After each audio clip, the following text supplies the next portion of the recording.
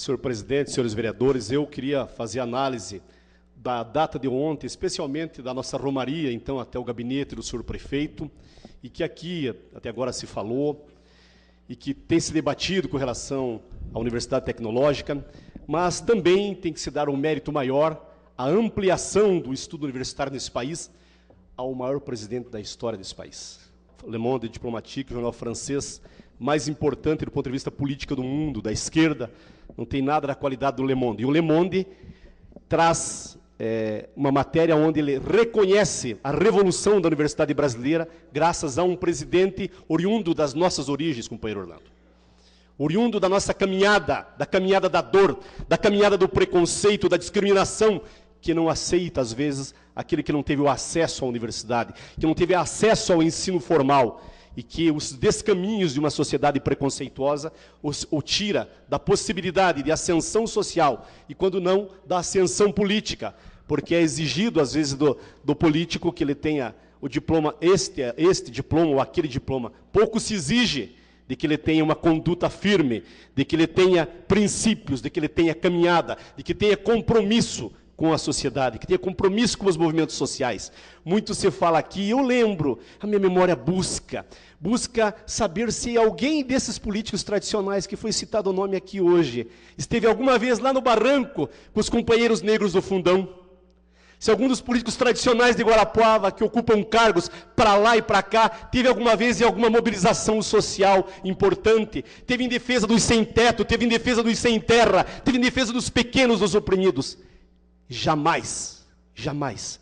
A gente caminha, a gente se organiza, a gente luta, mas poucas vezes nós os vemos. É muito fácil levantar bandeiras do senso comum, porque todo mundo está olhando, mas é difícil você ter um lado na sociedade, é difícil você escolher defender o frágil. E aí, companheiro?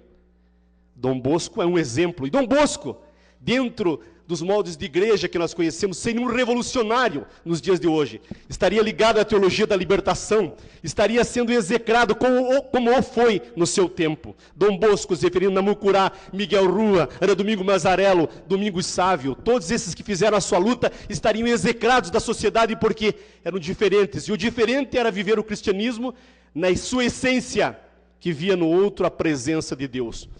Então, os homens públicos, companheiros negros do Fundão, companheiro Orlando, os companheiros que lidam no teatro, que lidam no fio da navalha do preconceito, porque o teatro, se você pegar a história do teatro, as bandeiras dos discriminados, dos sofridos, dos deixados à margem da sociedade, tinha a sua voz no teatro. E a gente é só estudar, mergulhar nesse fato. E aqui eu cobro dos políticos, então, que os movimentos sociais tenham as suas presenças também. Não é só na hora de fazer o nome. Mas eu venho aqui, então, falar da nossa romaria ontem até ao prefeito. E não foi viabilizado porque a luz é o senhor prefeito. Foi viabilizado por quê? Porque existe uma expansão universitária no nosso país. Na história do Brasil, nenhum presidente construiu tantas universidades federais quanto o presidente Lula. Nenhum. É só pesquisar. Nenhum. Os IFETs que foram levantados aqui ontem, né, que eram os antigos Cefetes, na história do Brasil, 140 Cefetes. O governo Lula vai chegar a 220, 230, pode chegar a 300 e poucos em 8 anos.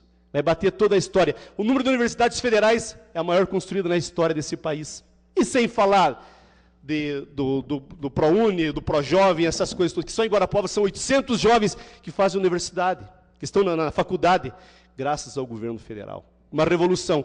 Ontem, bem disse o deputado César Silvestre sobre o ministro Fernando Haddad. Esse jovem que também tem uma contribuição especial no ensino desse país. Mas, como disse, Dom Bosco, hoje, ocuparia talvez a periferia da luta da nossa igreja, porque estaria nos movimentos sociais, porque estaria junto com nossos companheiros lá no barranco, lutando pela sua terra assambarcada. Estaria junto hoje com aqueles que defendem que o 20 de novembro tem que ser respeitado. E ele perguntaria para o senhor prefeito, vai ter feriado no dia 20 de novembro? Eu não tenho a resposta. Gostaria que alguém aqui pudesse se posicionar em nome do prefeito. Eu fiz a pergunta pertinente à discussão do dia de ontem, que era caso não se conseguisse o terreno do Iapar, qual seria o plano B? Era pertinente à discussão. O prefeito quis se utilizar de outros subterfúgios para fazer propaganda, mas eu acho que o momento importante era a discussão do terreno. E essa é uma pergunta que eu fiz, com toda a candura e inocência pertinente à nossa trajetória aqui, mas isso é uma pergunta que não deveria ter sido feita, companheiro Orlando.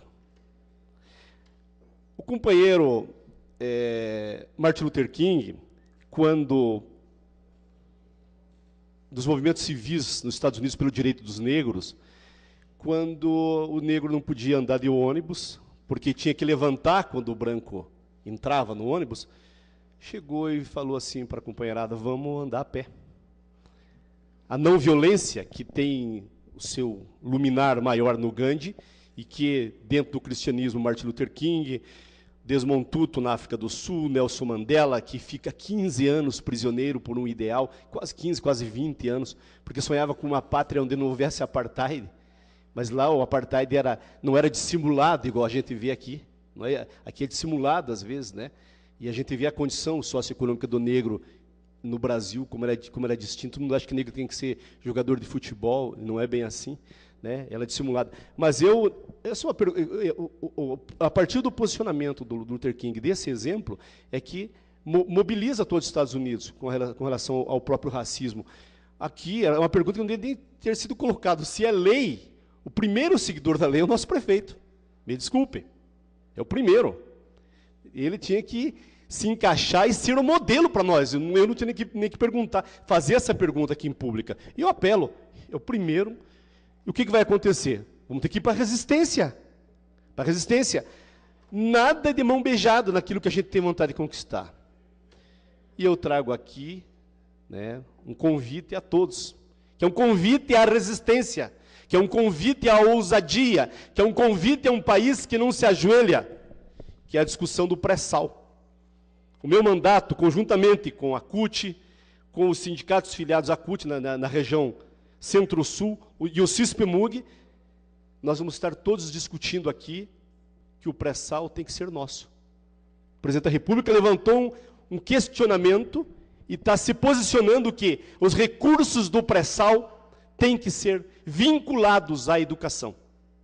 Esse é o grande debate nacional desse momento. É o grande debate. E eu estou convidando todos vocês, está aqui o convitezinho, 20 de novembro, às 19 horas, simbólico do 20 de novembro, na Câmara Municipal de Guarapuava. Aqueles que vão estar no seu feriado, venham aqui discutir.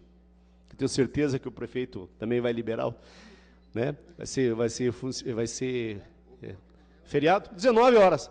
Venham até aqui para a gente poder discutir, poder se inteirar. Nós vamos ter o companheiro aqui, Rony Anderson, presidente da CUT Paraná, e ex-presidente da Sintipetro, para a gente discutir, aprofundar essa questão. E os guarapuavanos têm que buscar essas informações alternativas. Quando eu falo do meu blog, embora agora eu tenha que pedir permissão para o Lobo, vocês sabiam? Que o Lobo criticou que eu estou imitando ele porque eu tenho um blog. É verdade. Porque agora ele é um representante, atenção, o Lobo é aquele menino que mudou de lado. Você lembra o Lobo? Aquele que falava mal do prefeito e agora é o bajulador mor.